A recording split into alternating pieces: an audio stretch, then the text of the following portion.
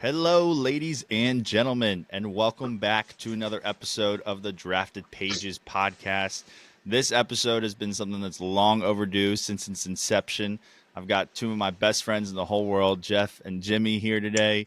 Jeff, why don't you Yes, kick sir. things off for us? Introduce yourself to all the people out there. Absolutely. Great to be here. What's up, guys? I'm Jeff Armstrong. I'm from Glenmore, Pennsylvania. I used to pitch to Nick on the Hill School baseball team. Oh, Hashtag Hill baby. Base. He's still the best catcher I've ever thrown to. Um, yeah, go Birds. Even though it pains me. I'm just so much pain, dude. Just so much pain. Being a Philadelphia sports fan, but we'll get into it. We'll get into it. Yeah, Yep. What's up? lots of pain, lots of pain. Jimmy, why don't you tee us Fuck. off here? Wait, am I allowed to curse? Is that all right? Yeah, you can say whatever you want, man. This All is a right, cool. free-flowing podcast. My name's Jimmy, also from outside Philly, Downingtown, Pennsylvania. Currently living up here in Manhattan, losing all of my disposable income, whether it's on $22 gin martinis at the local bar or traveling back down to Philadelphia to go catch a Birds game or a Phillies game. Also in severe, utter pain from the last 2 years of just pure suffering Sharp as a and Philly fan. constant pain. Yeah, I know. It feels like I have appendicitis every day when I wake up, but doing good. Happy to be here. Awesome. Well, Jeff kind of teased it right there along with Jimmy about what we're going to be diving into. Got a lot of sports talk here for you today. First docket item on the docket is football. Me being a Cowboys fans, Jeff and Jimmy being Eagles fans. It's been a long time rivalry between the three of us for some time. Unfortunately for me, they have the one ring in our lifetimes that they can hold over me. I still have no idea what it's like to even get to the conference championship game.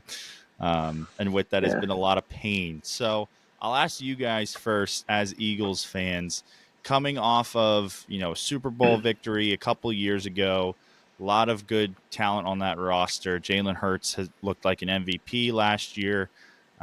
Really helped carry that team to a Super Bowl alongside that stout defense. Then you lose both coordinators. Kind of look like the Minnesota Vikings throughout the regular season from a year ago, who were just always Yep. in nail biter games, but finding a way to win. And as Jeff, you always say, good teams find a way to win. So Until they get don't. into the get into the dance, and like you said, until they don't. So Jeff, we'll start with you, man. What happened with the Eagles? Yeah. So I think you just said it about the coordinators. I think Nick Sirianni was completely exposed. He is. I love his passion. I love the way that he, can fire up a team, or maybe not. I don't know anymore. But Shane Steichen is an extremely creative play caller, as you saw in Indianapolis. Like he almost got to the playoffs with Gardner Minshew and Manny Moe and Jack, and like he is able to scheme guys open. And you saw just the major drop off with play calling this year with Brian Johnson. And on the other side of the ball, you know, yes, the talent on defense was lacking compared to last year for sure. But I mean, the fact that we had to drop Sean Desai in the middle of the year, we go to Matt Patricia and nothing changes. In fact, it's probably worse. Um, and I also want to say too, like, you know, the biggest thing for me is like if you watch that Bucks game last Monday, the guys weren't trying. Like that's the biggest thing. Like I understand if there's a big talent difference, right? Like 2 years ago, Eagles Bucks in Tampa, same scenario, right? The Eagles had no business being there, and Tom Brady boat races them. But you think, hey, you know what? Like the arrow for this team is pointing up. Like we're happy to be here. This game, the talent differential on paper, the Eagles are the better team in almost every single position. And to use James Bradbury as an example, like I refuse to believe that a professional football player who's been playing football his entire life forgot how to tackle. I mean, he literally was playing two-hand touch. And you know what? I don't blame the player. I blame the coach for not getting his guys up for the game. So I think the biggest thing is Nick Sirianni was exposed, and the guys lost faith in him. Jimmy, any thoughts off of that as well for your opinion on what happened to the Eagles this playoff run? Yeah, man. I think we were a little too predictable. I mean, just looking at the schedule, actually, I think me and Jeff were at the game that I'm going to bring up. But when we played the Buffalo Bills, what was that, like right around Thanksgiving? Great game, went to Yeah. OT. Birds come out with a dub. It was electric at Xfinity Live. Place was going mayhem.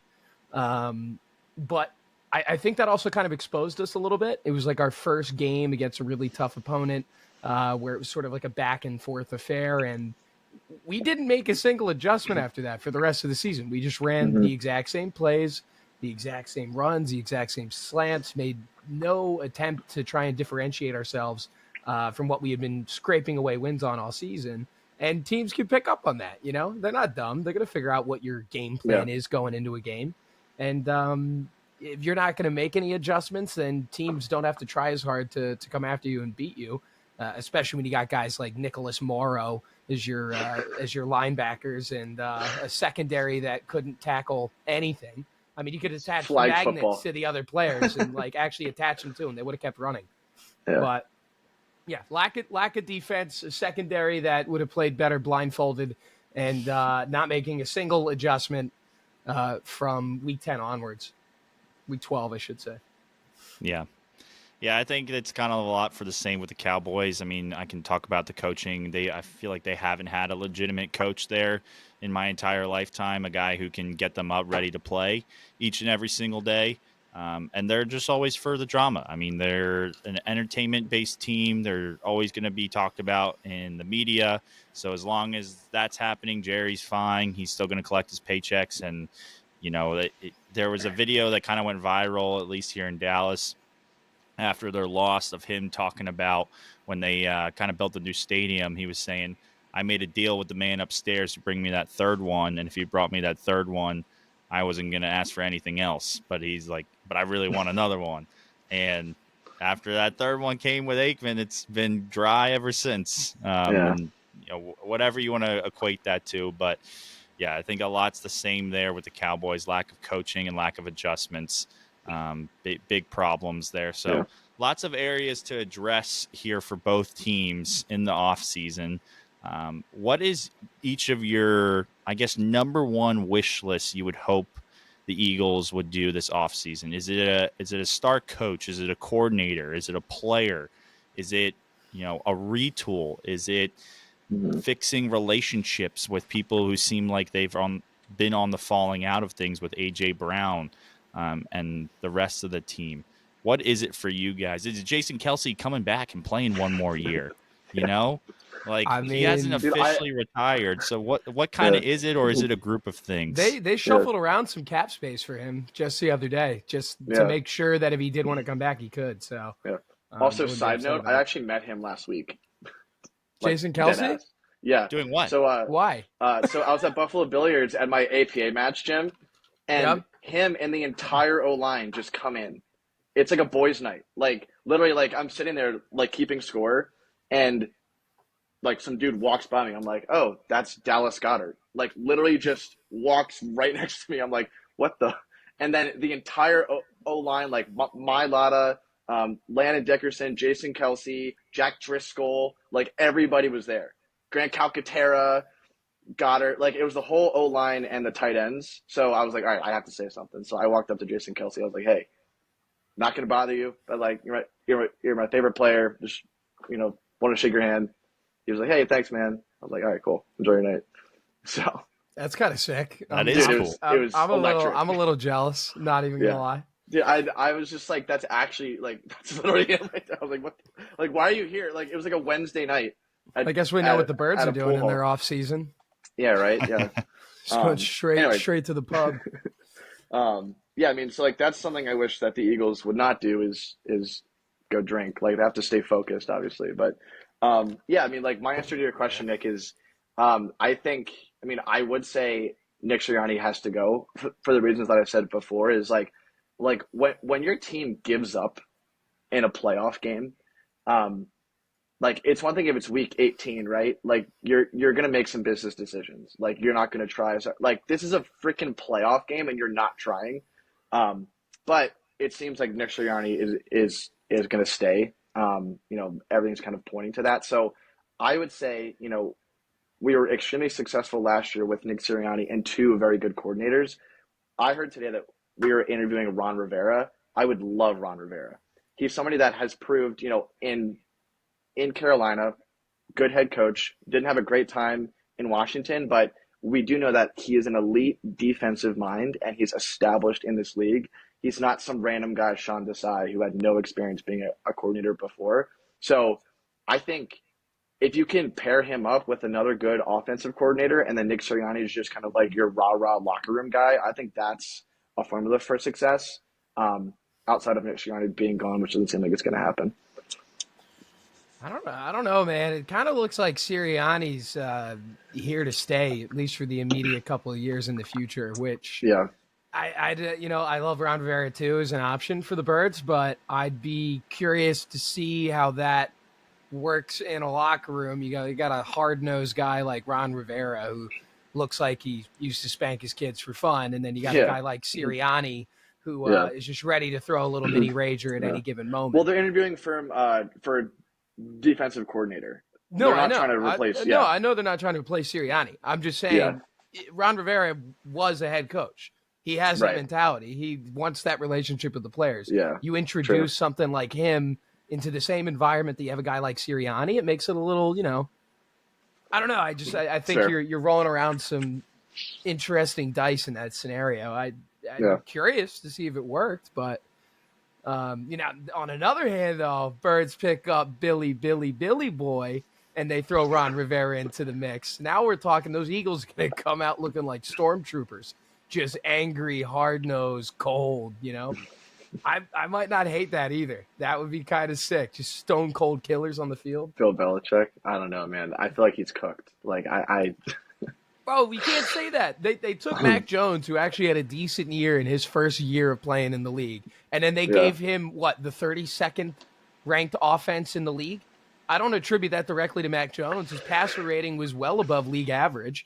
He was given a bunch of toddlers to try and win a game. I mean, true. But I don't have any specific examples, but I've read that the decisions that he was making are not ones that good quarterbacks make.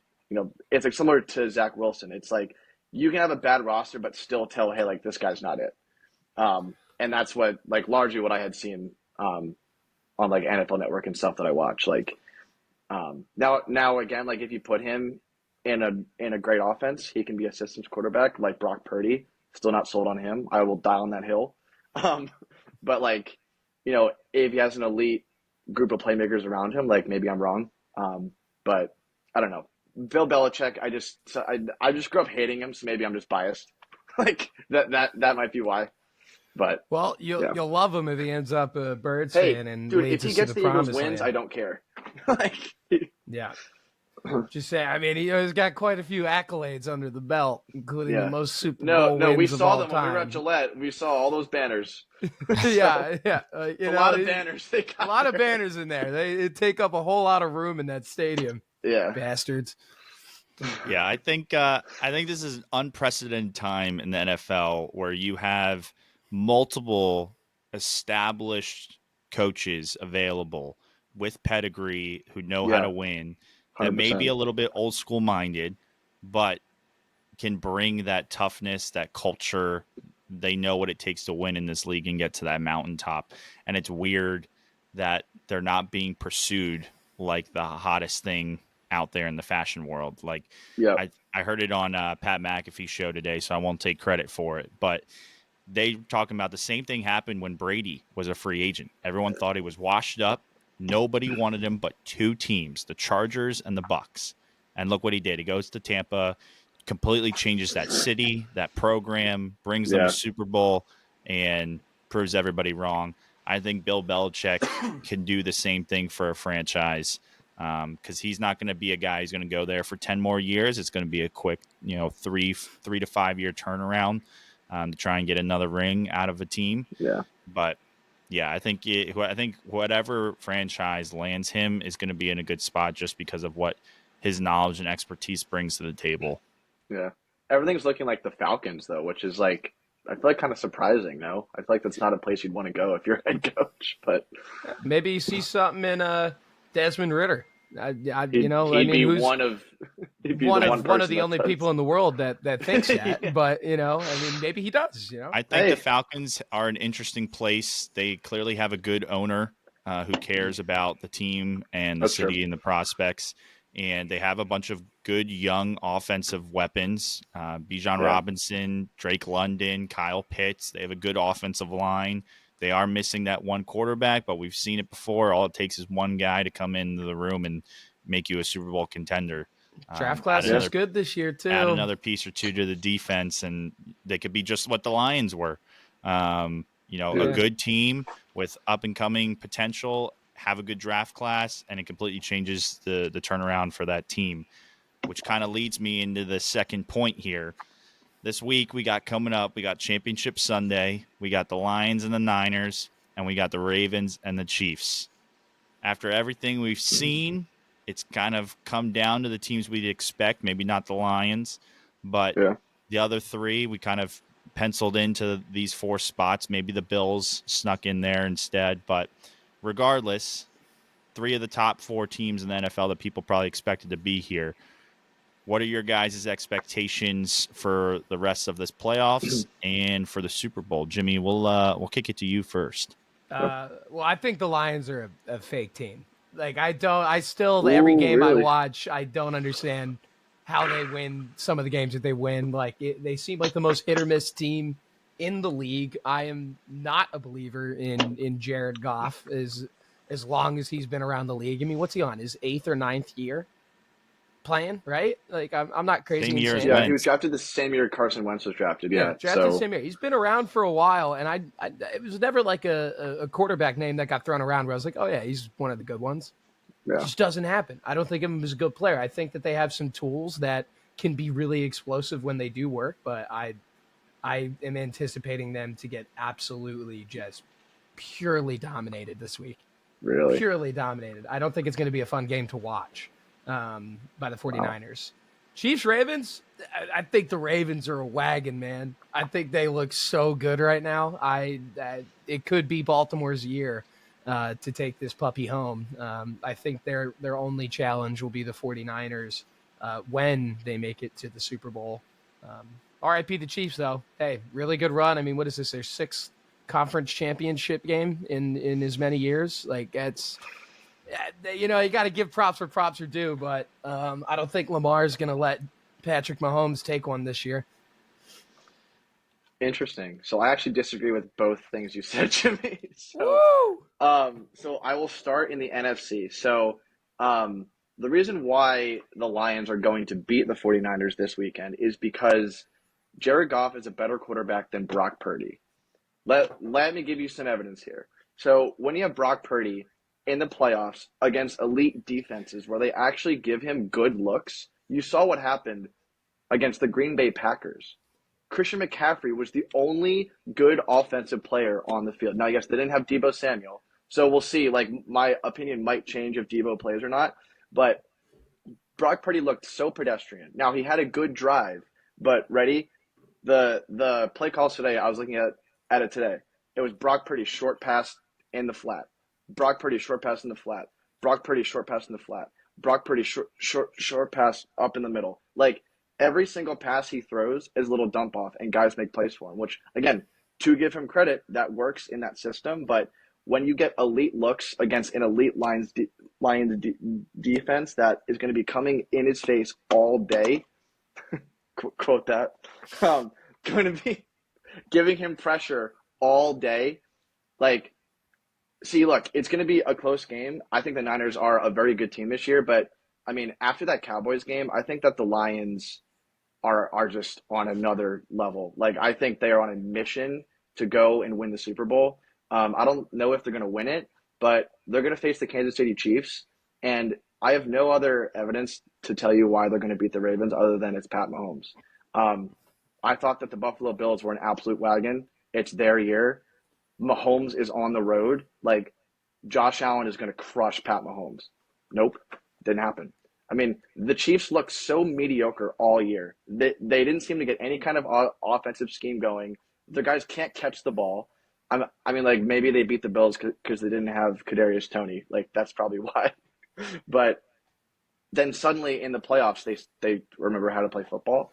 And it pains me to say it, like I love to be a hater, but Pat Mahomes is the best player in the NFL.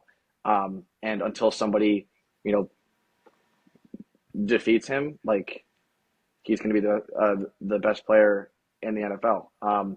So it's going to be Chiefs Lions, and I hope to God the Lions slay him because I can't stand another like Taylor Swift winning a Super Bowl is going to be the most annoying thing. Like I may just not watch the NFL for a couple years. Like so I would love for Taylor Swift to just be out of it, but it seems like it's going to happen that way. Hey, I agree that Brock Purdy may be a little overrated. I think a lot of his stats are inflated by the team that he has at his disposal, but he did lead the league in touchdown percentage, QBR, yards per pass completion, overall No, rating, like right, everything. but the yards after the catch is the stat. Like 70% of his passing yards, it was something like that. It was like 70%, 60 whatever percent Yeah, no, of his passing yards are after the catch. don't get me wrong. I agree. I think a lot Which of is it's a like, byproduct of his team, but you got to yeah, remember though, he still has those weapons.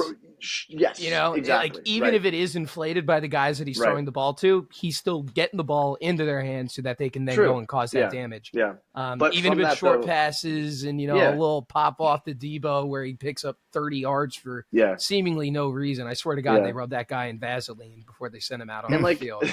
yeah, and like they absolutely could they could beat the Lions this weekend, um, but a lot of times you see in the playoffs, right? All things being equal, the better quarterback wins a lot of the time. Like now, like yes, like you will see some schemes. Like I think, like what was the last time like a systems QB won a Super Bowl? Every time Tom Brady did.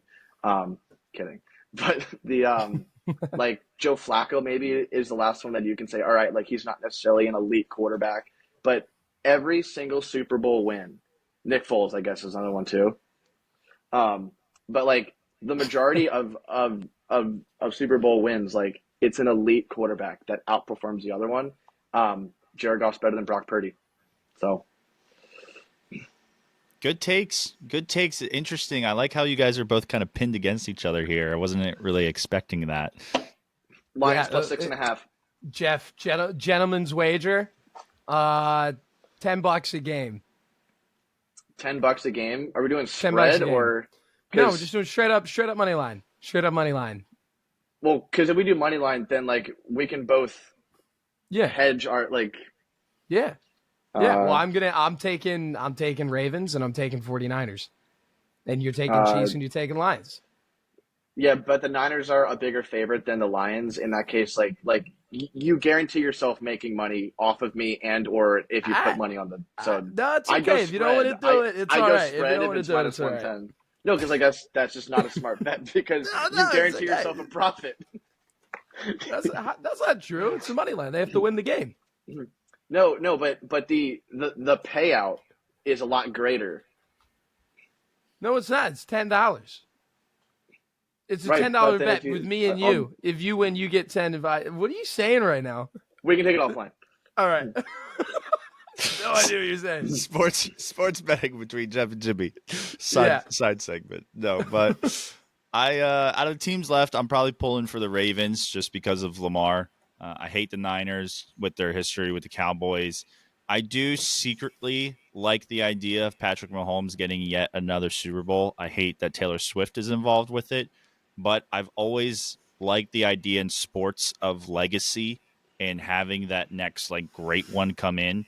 And I think Patrick Mahomes is the closest thing we're going to get to somebody toppling Tom Brady in terms of Super Bowl rings, just because of the era and success he's had and the coaching and just the ability to consistently be there.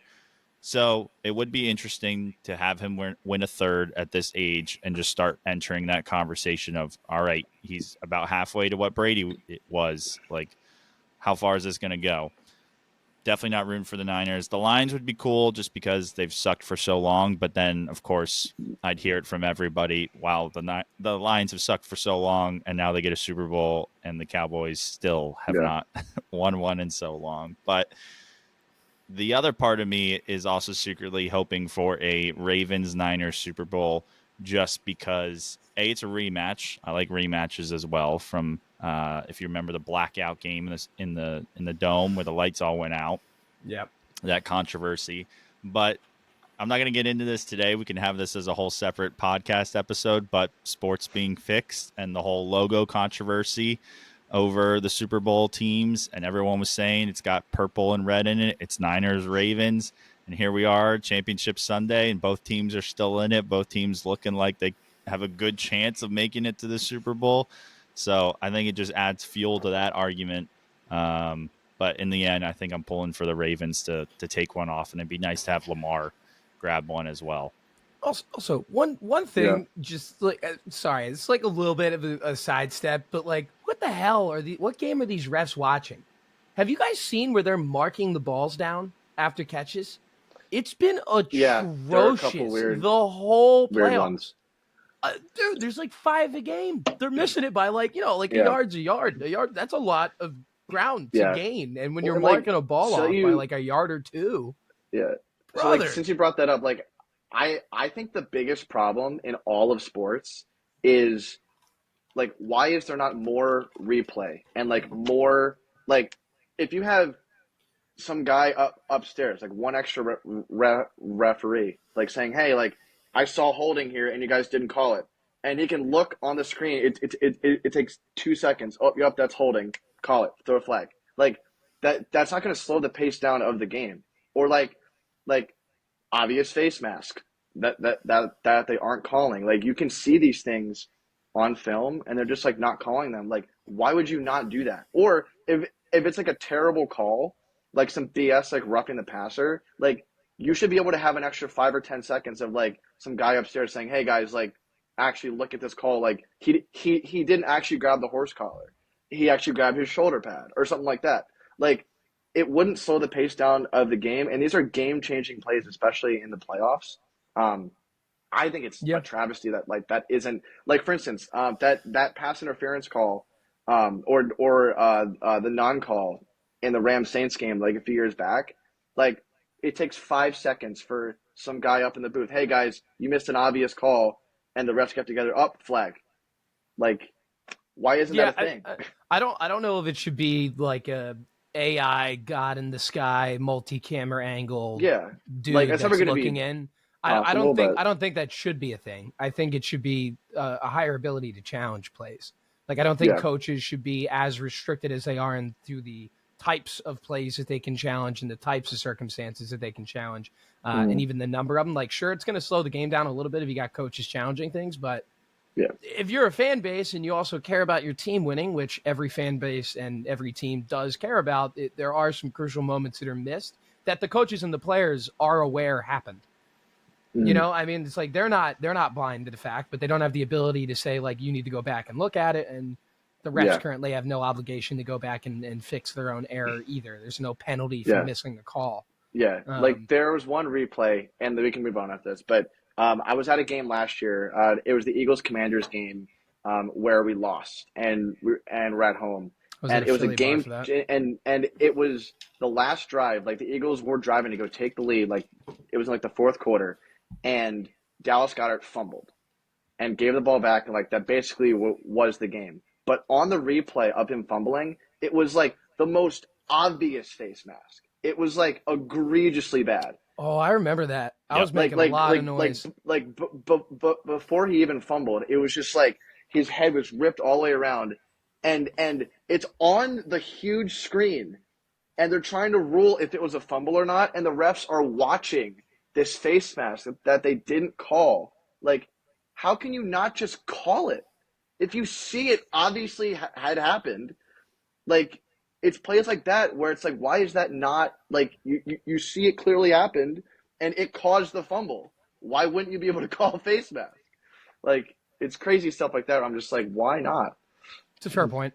So, great arguments in all sports. You know, what makes it challengeable? What makes it reviewable? Why isn't everything reviewable if we have the ability to do it? In baseball, there's some crazy, like... Why isn't there a fifth, a fourth, or whatever, how many refs there are in hockey? There's 2. Why not a third one upstairs looking at everything, making sure the call's right?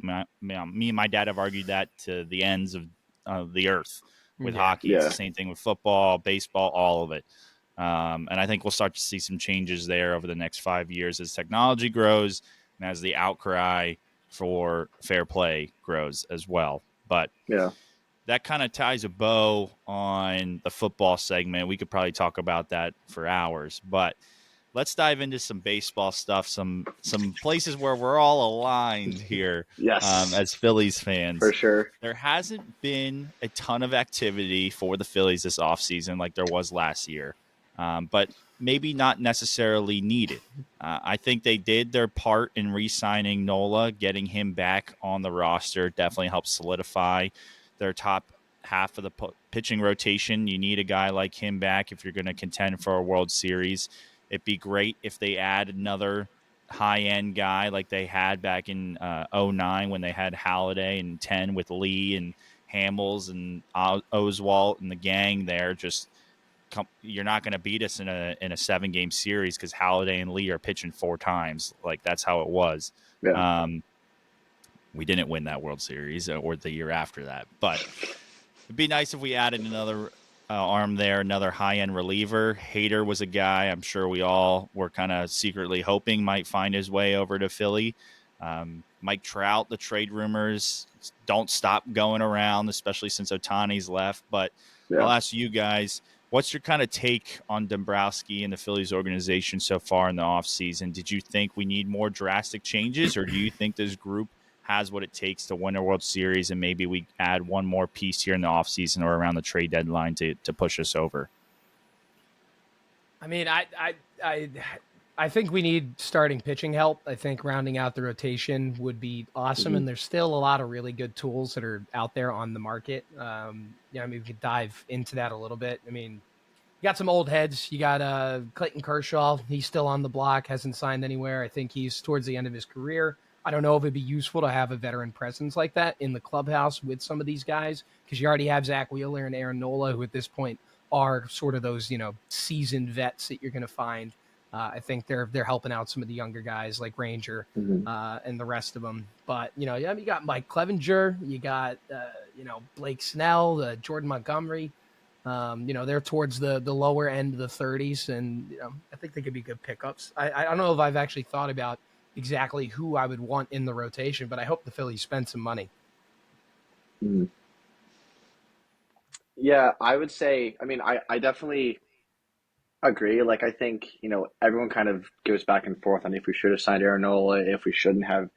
Um, you can't discount the fact that he takes the ball every 5 days, and he's an absolute horse. Like, yes, he gave up a lot of home runs last year, and that has to be better. Like, he can't have the same year he did last year if he's going to be a 2, because he pitched like a 3, but at the same time, his 3, stats pitched every single time around the rotation, every 5 days.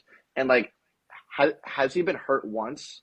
Has he been like questionable once in his career? Like, he clearly takes care of himself. And when he signed his extension, he's like, look, like, I've always been in Philly. I want to be in Philly, and that's worth something too. Like, we want guys that want to be here, and he Yep. wants to be here. So you know what? Don't give up as many home runs, and we'll have you. Like, Yeah. so but on that too, like, Josh Hader just went to the Astros. Like, where's Dave Dombrowski there? Like, I think there are definitely some good decisions that he's made, but also, like, it's been oddly quiet. Like, I think our bullpen, as we've clearly saw, over this last playoffs, you need guys that you're not, holding your breath every time when they come into a one-run game. Um, Craig Kimbrell used to be one of the best closers, if not the best closer in the league at one point. He is far from that. And you need guys that you can count on. Not just one guy. You need 2 or 3 solid guys that throw hard, throw strikes, and you can have faith in 99 times out of 100 that they're going to get the job done and they're going to get outs. And I don't think we have one guy right now where I would say, like, that's our dude. And Josh Hader is that guy. and it took this long for teams to sign him, and he went to the freaking Astros. Like were the Phillies even in play for Josh Hader? Like I think starting pitching matters a lot too. Andrew Painter's hopefully going to pitch this year, maybe, but I think the bullpen, like especially in the playoffs. I mean, I would argue that all things being equal, the better bullpen is going to give you the leg up over other teams in the playoffs, and I don't think we did enough to really shore that up so far. I mean, there's still a few more weeks or months until the season, but the bullpen activity has been lacking so far, in my opinion. Yeah, Kimbrel's washed up. I would Yeah. love to know what happened to 2021 Chicago Cubs Craig Kimbrel. Where Dude. the hell did that guy go? Are you kidding me? He Dude, pitched, he pitched 39 was a games, bad 0.49 mofo. ERA. Like, That's insane. He gave up 2 earned runs in like 40 innings with 70 strikeouts. yeah. What happened to that guy? That was 2 years ago. And He was I'll tell you ice cold. I'll tell you exactly what happened to him. And you guys know this more than anybody as baseball guys, as pitchers. He lost his confidence. And as a closer, you got to Yeah. be that guy who goes out there with his 12-foot schlong just hanging out there and being like, you ain't touching me. Like, this is Yeah. doors. It's over. And Yeah. you could clearly see that in the playoffs against the Diamondbacks. He went out there and he just didn't have it every single time. And Yeah. whether we want to blame Kimbrel, we want to blame Thompson, we want to blame the offense for not coming through in the later half of that series, there were issues across the board there. And to your guys' points, I do think we still need to add some pitching help, probably first and foremost above anything else. I will say that I do think was it Christopher Sanchez, the lefty, showed strong case Dude. that he could be an effective pitcher last year. I would Yeah. like to see some growth out of him. Hopefully he continues to develop. And poor Ranger, man. I mean, that guy, every time in the playoffs, I know he didn't pitch as deep as we need him to be, and maybe that's Thompson pulling him too early, whatever you want to call it, matchups. But he has shown that he can pitch in big games. And if you've got 100%. Wheeler, Nola, hopefully pitching like a 2 like he can, and he pitches pretty well by and large in the playoffs, Ranger, and then maybe we go out and add a guy around the trade deadline. I mean, there's your 4 starters right there that can help carry you to a championship. And 100%. with Josh Hader, I mean, he signed for $19 million a year, which again, I mean, it's baseball and Phillies are a big spender, so the money's irrelevant. Yeah. But the fact that we lost out on him, even if we were in that conversation, I'm not too worried about the bullpen because I've heard Trevor Plouffe talk about it. I've heard other MLB players, former MLB players talk about it, executives. The bullpen is not something that you can build in the offseason, and it's the same come the postseason. It always changes. It always fluctuates. Guys get hot. Guys get cold. So I think they're aware that it's not a strength of theirs right now on paper, and they're going to make the moves necessary throughout the year to make it into what it needs to be for the postseason. I'm just hoping the offense can continue to grow, that we can see the likes of Bohm and Marsh and Rojas and Stott continue to develop, continue to turn into everyday MLB guys in that middle of the order. And Harper just continuing to stay healthy, have another MVP type season, and then the likes of Castellanos and Schwarber and the rest of the crew to kind of carry their load throughout the year. Yeah. I just wish we had one guy in the bullpen, like in any situation. Like I don't even mean a closer, just like a guy that I know that you can put in a tough spot, and more often than not, he's going to get you out of it. I mean, like who's that going to be? Gregory Soto? Do you not feel comfortable with Alvarado? Do you not feel comfortable with him? I don't think. Here's my thing with Alvarado. If Alvarado is going to throw strikes, I think he's phenomenal. But half the time that guy comes out there roided out, and he's throwing his fastballs everywhere but the zone, zero control over his slider, and he ends up like walking 2 guys, hits another one, and then, even a dinky pop fly at that point, you just gave up a run on a sac fly or a little blooper over the second baseman's head. And like you can tell too, like when I've seen him pitch, like you can tell by his body language, like he's affected by it. Like when he's in those situations, like you can tell he's just like, and like, fastball sailing high, sliders like hitting, before the plate. Like he's not as precise when he's all amped up in those situations. And like yes, he has insane arm talent, but like unless he can kind of like hone that, like calm himself down, like he doesn't have the slow heartbeat like Ranger does. Like if Ranger Suarez just threw 99, he would be the best closer in baseball. It'd be unbelievable. But he doesn't, unfortunately. So yeah, and instead you got Alvarado, who doesn't even know where it's going half the time. Which yeah, to his credit, and to just honestly the league as a whole, I think that baseball has taken a step in the wrong direction in that regard.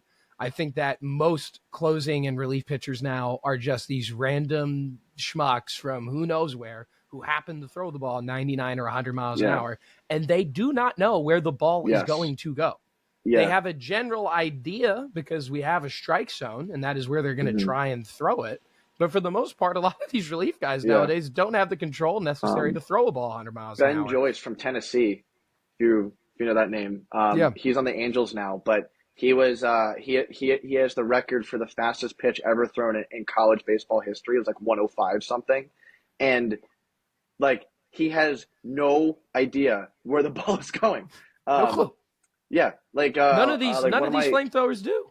They don't know. So one of my friends, like it was funnily enough, he was on the Rocket City Trash Pandas, best minor league team name in the entire league.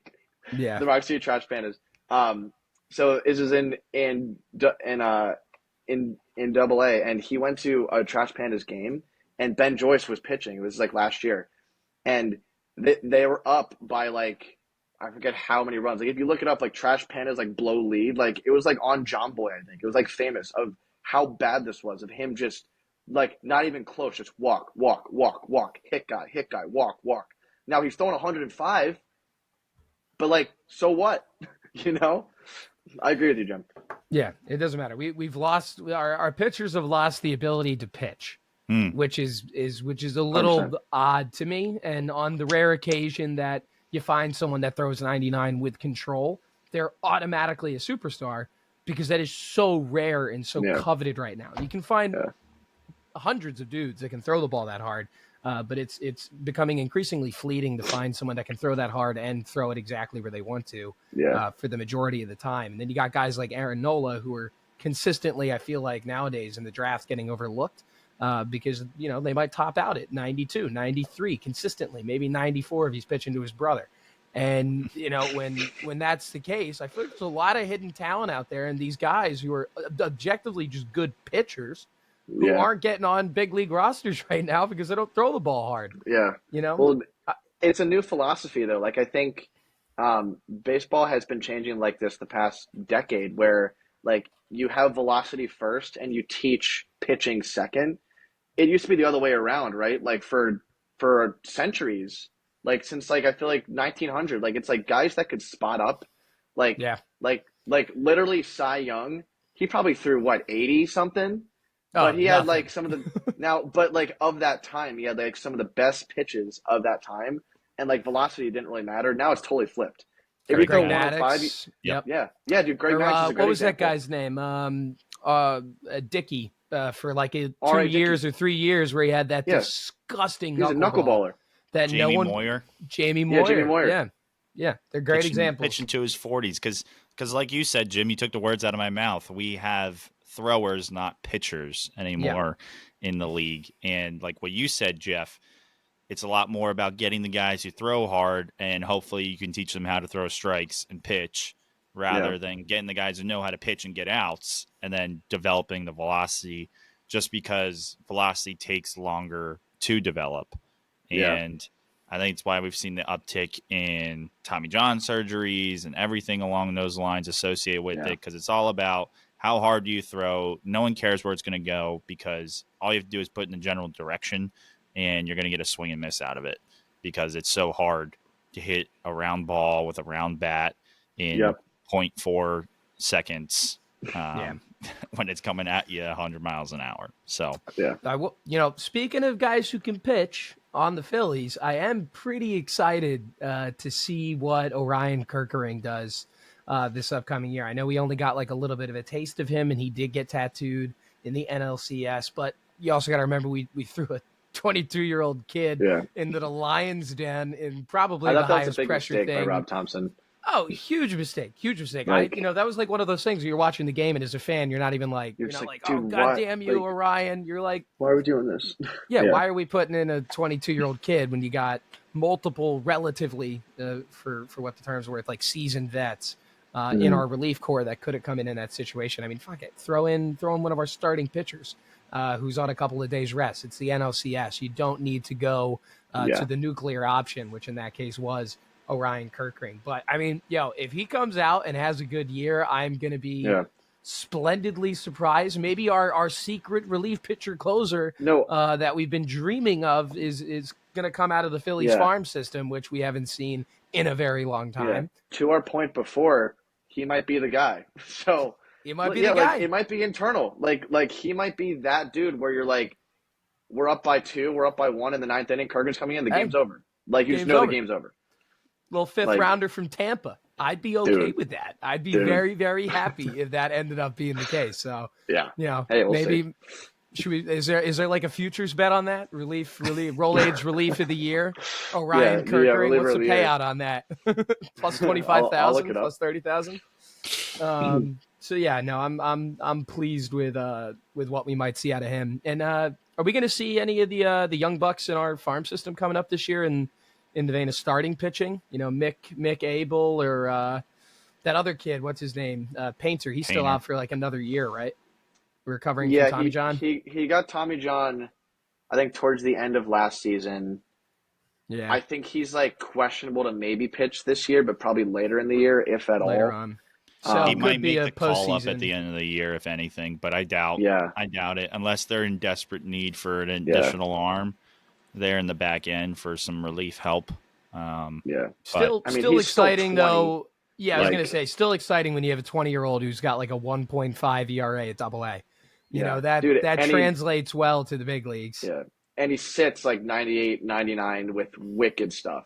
And again, he's 20. Like, there's no point in rushing him back and getting him re-injured. Like, I agree with being cautious with him. It just stinks that he got hurt in the first place. I mean, look at the number of pitchers that have had like immediate problems when they come into the league at a super young age and try and do something. I mean, Steven Strasburg is like the ultimate example of that. Yep. Guy came up, immediately got Tommy John. The hype sort of wore down. He came back. He was like kind of okay. And then he was injury riddled for the rest of his career until he inevitably had to retire before his arm inflated and fell off. Did win a World Series MVP though. Yes, he did. People do forget that. Needed it. People do forget that. People forget that the Washington Nationals won a World Series. That was really weird. I think everyone was like, if you had said to them at the beginning of that season, did you guys know the Nationals are going to win this year? They would have been like, they actually might have gone thrown in a psych ward because that doesn't make any sense. No, I mean, hell, the Packers had won the Super Bowl this year. That would have been the same type of scenario where it's like, who won the Super Bowl? The Green Bay, those in Wisconsin, those guys won the Super Bowl. Yeah, dude. So the difference between the Nationals and, like, from my experience, like Philadelphia, is so different. So like when I was in DC, like that was my senior year when the Nats won, and that night I was out at a bar, and like they won, and like the bar was fun. There was like nobody on the street. Like, it was like, yay, we won, woohoo. Okay, we're gonna go to bed. Like, are you serious? Like, the Nats just won the World Series. Like, dude, in Philadelphia, like, no one is sleeping. Like, 0 people are sleeping. Yeah. And in DC, it was like, all right, good job, guys. Like, see ya. And the Phillies won in 08. Me and my dad grabbed the pots and the pans. We were outside in our little suburban neighborhood in Downingtown. Like, whoa, you guys see that? I was so disappointed although, like, it makes sense, though, because DC is not really, like, a lot of people are from outside of DC, and they're kind of like Nats fans just by association, so their fan base isn't as committed, I guess. But still, I was like, guys, we just won the damn World Series. Like, what are we doing here? Yeah. Yeah. But you mentioned that Nats team as we begin to wrap things up. I did want to get y'all's takes on some of the other moves that have gone on this offseason.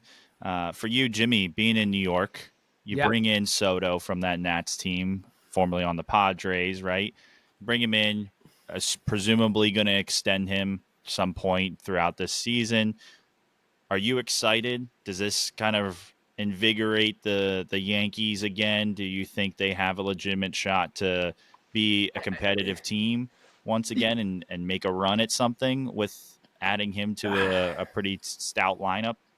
They're such a question mark with the Yankees, man. Like they've kind of become like my second team, as you know, just because I live here.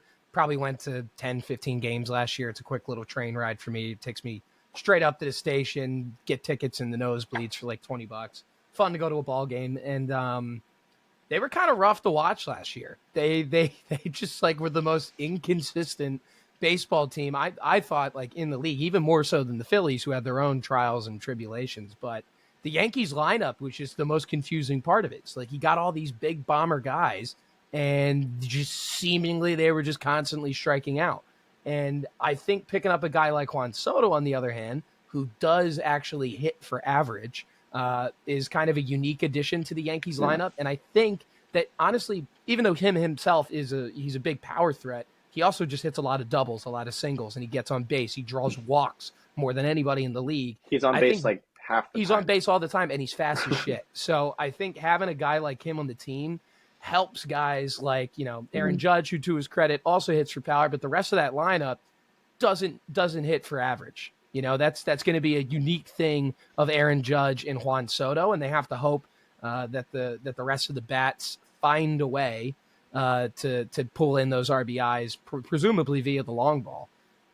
Maybe Giancarlo Stanton learns, maybe gets a new prescription for his eyes and learns how to hit a baseball. My God, what did he bat last year? Like 180? Like, he had to be below the He's fallen Mendoza. off a lot. I'm actually going to Google that. I'm incredibly curious. I don't know if you guys can see this white light on my camera, but it's like all the different baseball reference tabs I have opened up right now. Yeah, the dude, Giancarlo, batted 191 last year with a 275 OBP and only hit out 24 homers in 101 games.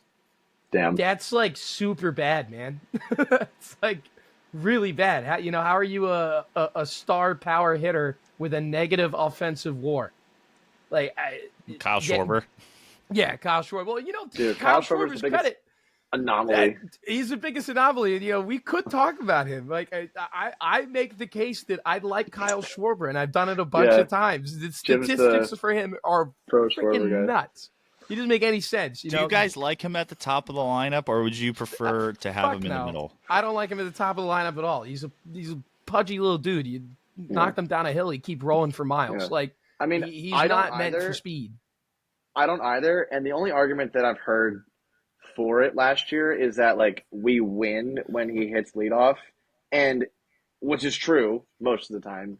But B, too, like, he's a different leadoff hitter in that, like, yes, he does walk, but he's also some guy, like, if you watch one of the funniest things ever, it was the Diamondbacks recording of game one of the NLCS, where they're like, and here comes Kyle Schwarber. He's not really the typical leadoff hitter. He's trying to get, the Phillies up 1-0. Up 1-0 Philadelphia. Like, it's that kind of hitter where it's like you're not really expecting to pitch to a guy who's like home run or nothing. So I think it kind of throws off like your traditional pitching strategy for guys. So, like, I can see how that could be a benefit, but it goes against every logical leadoff hitter. Why would you put someone like just traditional baseball? It just makes a lot of sense, but it has worked for the Phillies. He's got 31 career leadoff dingers. I mean, that's kind of a sick stat to have under your belt. You go up 1-0 in a lot of games, and you're like, I mean, this isn't the worst thing. Like, I don't know. And the statistics don't lie, too. In games where Schwarber started off the game with a bomb, the Phillies won the vast majority of them because it kind of set the precedent. I still would prefer to have someone with speed and have that exact same bat, which, by the way, is still going to be there in the 2-hole or the 3 or the 4 or the 5. You're still going to get that. If your goal is just to get runs on the board in the first inning, fine, have him bat 2 or 3.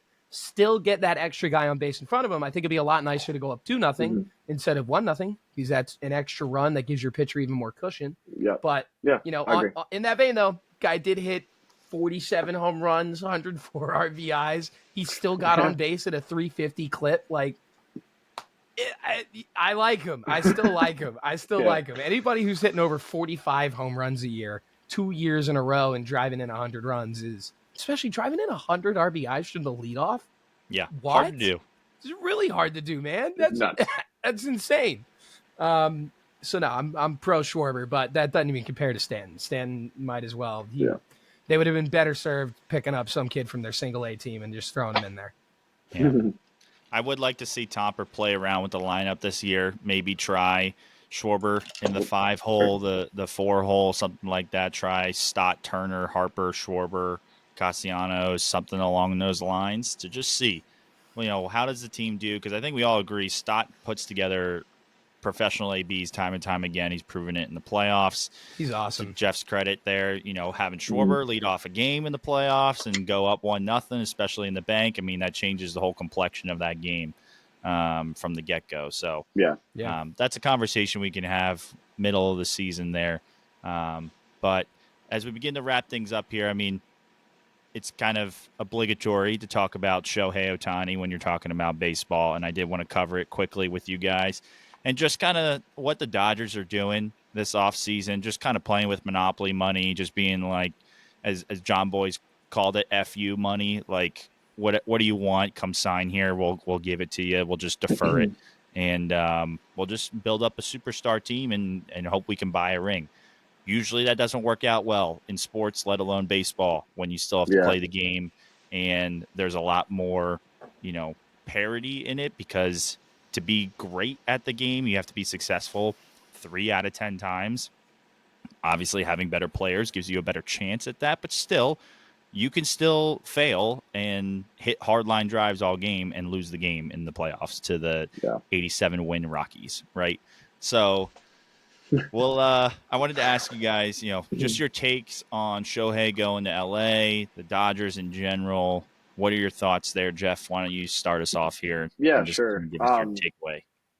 I just think it's funny how I feel like nationally it's like, oh, Shohei is finally like he's in LA as if he wasn't in LA before, but it's because it's the Dodgers and not the Angels.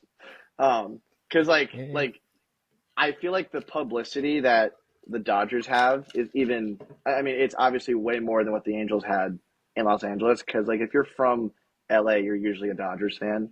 And so like, yeah, they're spending FU money, but as you said, you can't buy a World Series. And I actually have a question for both of you guys too. The Dodgers will choke in the second round to whom? To what wild card team? Because I mean, it's going to happen again. Like you can't buy a World Series. Shohei Ohtani also is just a hitter right now. He's not even pitching. So like,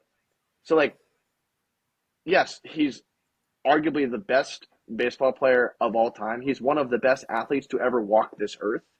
But right now he's half of what he usually is. And you're paying that much money for half of what you would hope to get. So like I don't think the Dodgers are like, yes, like they're going to win a lot of games. They're going to win most likely the NL West, but again, who are they choking to? Yeah, I mean, I think that a lot of the reason that he's getting paid what he's getting paid has absolutely nothing to do with his on-field performance, whether that's batting or pitching. Shohei Ohtani as a brand is worth a ton of money. I don't know if you guys watched Bailey's video on Foolish Baseball about the amount of money that Shohei Ohtani was earning the Los Angeles Angels. There's a whole Japanese feed for every game. Yeah. Even if Shohei Ohtani isn't even in it and it's just on him. And there are thousands of people, if not tens of thousands, during games where he's starting, watching him in Japan. Yeah, the guy is just a pure moneymaker. He's the face of Japanese sports. I mean, that guy's in every single commercial over there. Like, if you think about the amount of money that he pulls in for the Dodgers as a franchise, he's probably worth more than $70 million a year.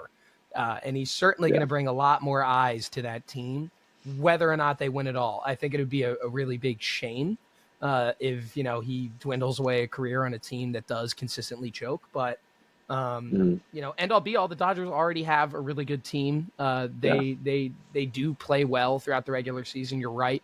They still need to get over that postseason hump in a year where it matters. AKA not 2020. I'll be curious. I'll be curious to see how that pans out in terms of play. I think he's still going to bat out of his mind. I mean, Harper made a pretty good case for batting with a UCL injury this year. But yeah, I don't think he got paid all that money because of how good of a baseball player he is. He certainly deserves it with the skill set that he has.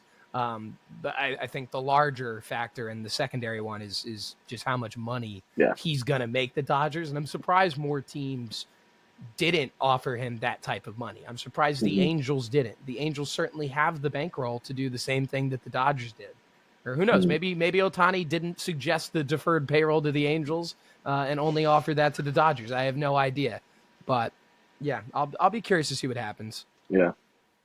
Who beats him in the NLDS? Who beats him in the NLDS? What wild card team comes in and just mops the floor with that team? I think they make it to the championship. I can't see them losing in the divisional series because I think they're going to play the Reds in the divisional series, and they're just going to have a cakewalk. To Ellie De La Cruz in the playoffs. I think it's going to be. That'll be hot fun. take. I think it's going to be the Reds. Dodgers. I think the Reds are going to have a similar Arizona Diamondbacks run next year with all their young talent, and I think they go on a run. They get absolutely manhandled by the Dodgers. Good learning experience for them. You get Phillies Braves Part 3, and then you tease it up for either Phillies Braves against the Dodgers for the championship series, and whoever wins that wins it all. But see, I think it's the Phillies. I think the Phillies play the Dodgers in the NLDS. I don't think I just don't see, like, as much as I want to have faith in the Phillies winning the division, like, it seems like the logical step. It's like, all right, well, we were the number one wild card, so now we're just going to go win the division. But, like, the Braves, as they've proven, are an amazing regular season team. And yes, they got the one World Series without Ronald Acuna, which I don't think is a coincidence. But I think the Braves are going to win the division again. And I think the Phillies are going to be a wild card again. And we're going to get to the NLCS again. And then we'll see what happens. I don't know what's going to happen after that, but Phil's Dodgers. Yeah, hopefully Phil's not losing to the Diamondbacks. Phil's in 5. So embarrassing that we lost to the Diamondbacks. Dude, that was like actually, that was insane, man. I almost they were selling their tickets for $11 when they were down 2-0. I went to Game 3 with 15 guys. Granted, we sat in the upper 300s, but we all got tickets for $7 a piece, bro. to 15 a tickets championship series, the first home game of that series in their stadium. Dude. Like, I mean, like, who like, are there that many people out there? Like, is there enough bunch for of a franchise retirees. there? Yeah, it's a bunch of retirees arguing about gun rights. Like, I don't understand who's going to these games. Yeah, it's nuts. I just whatever. Yeah, fuck I don't like the Diamondbacks. they're on my shit list, probably more so than the Braves and the Astros. Some about that really bothered me this past season. I'm the same way. I ripped the show, dude, and I just can't stand whenever my team plays the Diamondbacks. Like, it's so infuriated. I'm throwing up 25 this game. I'm power swinging every throw. Like, yeah, but it's been an interesting off season. It's been slow for the most part, but I think it's been, entertaining enough in the value we've gotten from Shohei, Yamamoto, everybody just kind of moving around. Dodgers are building up. We'll see what the Phillies have in store for the rest of this. But we are getting close here on time. But as I always do right before I close, I'll let my guests kind of have the final word. If there's anything else you guys wanted to talk about, if there's any final points on anything we talked about today that we didn't cover that you wanted to mention here, this is your time. So, Jeff, the floor is yours if there's anything else you wanted to contribute related or unrelated to this episode. Yeah. I don't think I have anything crazy. I mean, I'm just still trying to get used to being let down every year by Philly sports. It's like you believe every year and then you get let down and then like you expect it to be different and it never is. So I'm trying to get used to that. And then I'll just be pleasantly surprised. But, when we talk about sports, it's hard to be, it's hard to talk about sports and not just feel you're just like, dude, like we could have been there, like, damn, like, but that's what comes with being a fan. And I wouldn't have it any other way because it's so much fun to follow teams. And I'm happy that you guys share that same interest as well. Well said. Well said. Jimmy? The Birds need to clean house and draft a defense. The 2024 Phillies will make it to the NLCS. Joel Embiid is the best player in the NBA. The Yes. Flyers are going to sneakily win the Stanley Cup, and I think that's surprising to everyone. Dude, I'm fired up right now. I'm fired up right now. I have no idea how that's happening. Like, I think I you're know nothing projected about to hockey, be. but I'm buying a nothing about jersey, hockey. baby. Yeah, I'm buying a jersey. I'm going to Wells Fargo. I'm hitting every game. Yeah, I think we should do this again sometime. That's my manifesto to end off the podcast. 100%. We'll run it back probably towards the end of spring training when we have a better idea of what the Phillies kind of look like, takeaways, who's hot, who impressed, who kind of like we hesitant about. Look at the league again. We'll just talk strictly baseball in that next one. But, really appreciate having you boys on here. Like I said, this was long overdue. We got a lot of great knowledge here in sports. And like you said, with the Flyers, I have no idea what's going on, and I love hockey. Watch them be the first Philadelphia sports team to bring back a championship since the Eagles did it, of all the teams. Dude, right? who would that just be poetic. But it would be really weird, man.